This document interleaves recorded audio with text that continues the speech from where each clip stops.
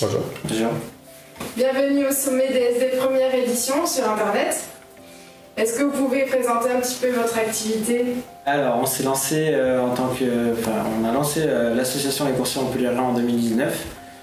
Donc le but à la base c'était de promouvoir la livraison à vélo. Donc on a commencé avec la livraison de repas. Maintenant on a fait la livraison de plis et de colis. Et au jour d'aujourd'hui, on est une association qui a pour but de devenir une coopérative et employer plusieurs coursiers partenaires en tant que salariés. Comment est partie l'idée de départ pour ouvrir cette activité? Alors l'idée de départ, c'est parti d'une constatation. En fait, on est tous d'anciens coursiers des grandes plateformes classiques. Et on s'est rendu compte au fil du temps que les conditions de travail diminuaient au fur et à mesure des mois. Et les revenus diminuaient également. Du coup, on s'est dit, soit on fait quelque chose, on monte quelque chose, soit il faut changer de job. Et vu qu'on aimait bien ce job, on s'est dit pourquoi pas monter une structure coopérative. Du coup, on s'est renseigné un peu à droite à gauche sur Internet et on a trouvé un logiciel qui s'appelle Copcycle. Copcycle qui est un réseau de coopératives en fait, qui met à disposition un outil informatique comme les autres plateformes pour gérer les commandes et les commandes auprès des clients. Et du coup, on a décidé de contacter cet organisme, cette association pour participer à leur projet. C'est vrai qu'à la base, on bossait tous avec d'autres plateformes qui étaient connues, des gros Uber, Just Eat, etc. Et en fait, on bossait tous en tant qu'indépendants, mais il y avait un gros problème qui était que on n'était pas réellement indépendant parce qu'on était sous le contrôle de la plateforme. On n'avait pas le pouvoir de décider combien on était payé, on n'avait pas vraiment le pouvoir de choisir nos horaires non plus, suivant les plateformes. Du coup, c'est vrai qu'il y avait un gros problème qui se posait sur notre indépendance vis-à-vis des plateformes. Et en fait, on n'avait pas de perspective d'avenir avec celle-ci parce que autant dans 6 mois, on se disait que ils ne donnent plus assez d'argent pour qu'on puisse payer nos factures, etc. Et du coup, c'est pour ça qu'on a eu l'envie de monter notre propre structure coopérative, vu qu'on voulait tous être égaux dans les décisions. Et ouais, c'est parti de là, on a rencontré Copcycle et on en est ici aujourd'hui. D'accord, et vous êtes combien là dans l'équipe? Alors, on est 3-4 salariés maintenant, ça va très vite depuis le début de l'année. On est 4 salariés, on emploie quelques extra auto-entrepreneurs, que c'est des collègues qui nous aident et qui veulent être salariés plus tard, mais qui veulent d'abord essayer, donc on leur laisse cette possibilité-là. Et là, au jour d'aujourd'hui, on est 12 du coup.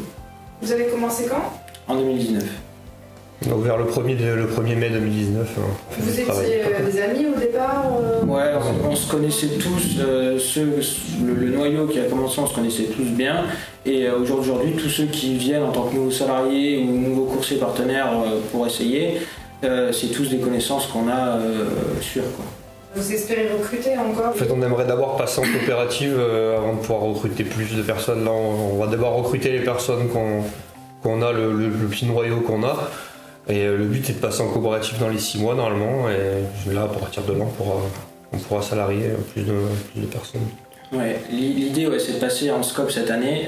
On devait le faire à la fin de l'année dernière, mais ça a été compliqué parce que du coup, il y a eu tout ce qui est pandémie, etc. Du coup, cette année, c'est l'objectif principal. Et en fait, une fois qu'on sera en scope, on pourra recruter de nouveaux salariés. Ça sera plus simple administrativement pour le faire et on aura une meilleure crédibilité aussi. Et c'est vrai qu'après, une fois qu'on sera en scope, qu'on aura des salariés et tout, on aura réussi tout ce qu'on voulait et on pourra se concentrer sur le développement de la société. Par rapport à tout ce qui est valeurs, écologie, etc., vous êtes tous à vélo? On est uniquement à vélo. Ouais. C'est ça l'idée? Livraison exclusivement à vélo et vélo électrique.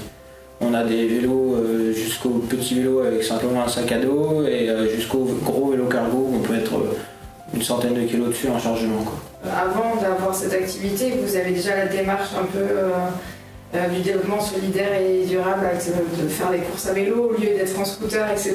C'est ça? Oui. Chacun individuellement Ouais, tous. C'est vrai que quand on voyait les problèmes avec les plateformes s'accumuler, style baisse des prix, il y a des solutions qui existent, il y en avait plein. Il y en a plein qui ont trouvé celle d'utiliser un scooter ou une moto. Ça peut marcher, ça permet de diminuer la fatigue, etc. Mais nous, en fait, on s'est dit pourquoi pas créer notre plateforme carrément. Mais c'est vrai que du coup la démarche c'est de rester complètement en vélo parce que maintenant on le peut et c'est pas du tout une contrainte. Est-ce qu'on peut vous joindre sur internet, sur un site? Vous avez des emplacements sur les réseaux? Vous avez fait comment là, pour vos contacts?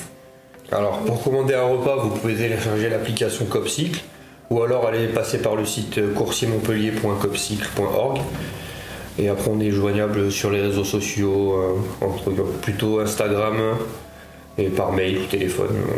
On est relativement assez facile à trouver sur internet. Ouais, et je dirais même carrément que aussi on a nos locaux et nos bureaux à côté de la préfecture. S'il y a besoin, on est ouvert tous les jours. C'est à quelle adresse? 4 Delpech. On a une permanence tous les jours de midi à 18h.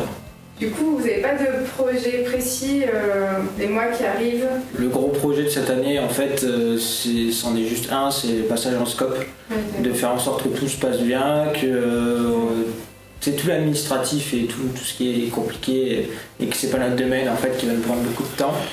Et une fois que ça sera fait, on saura enlever une bonne épine du pied et on pourra se concentrer beaucoup plus sur le développement de la boîte, quoi. Après, il y a d'autres projets dans le stock comme développer plus de magasins. Là, on en a que un, mais le but c'est d'en avoir plus. Mais c'est vrai que pour l'instant, on met vraiment toute l'énergie sur le passage en scope, quoi. Les magasins et tout le reste, en fait, c'est des projets qui vont découler une fois qu'on aura fait d'abord ce passage qui est juste l'étape la plus importante pour cette année. Je suppose que le nom Les Coursiers Montpelliérains, c'est par rapport à la localité. Vous restez que sur Montpellier, centre-ville ou Montpellier? Montpellier, tout Montpellier. Ouais. En fait, la plateforme livraison de repas fait tout Montpellier. Et après, sur devis, on peut s'étendre. Par exemple, on peut récupérer un colis à Montpellier pour le livrer à Pérols.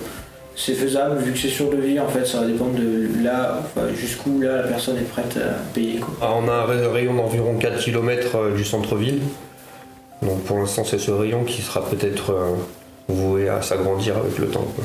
Et comment vous êtes passé de livraison de repas au colis finalement? Vous avez décidé que ça pouvait être intéressant? Alors en fait, on s'est lancé avec les livraisons de repas parce que vu qu'on faisait ça à la base, on connaissait les restos, on connaissait, on savait comment ça fonctionnait. Et on voulait faire du pli et du colis, mais on ne pouvait pas se lancer direct là-dedans vu qu'on n'avait pas toutes les compétences. Donc on s'est d'abord lancé avec la food tech et ça nous a permis de nous faire un petit nom. Et en fait ensuite on s'est élargi au pli et au colis. Bien, merci.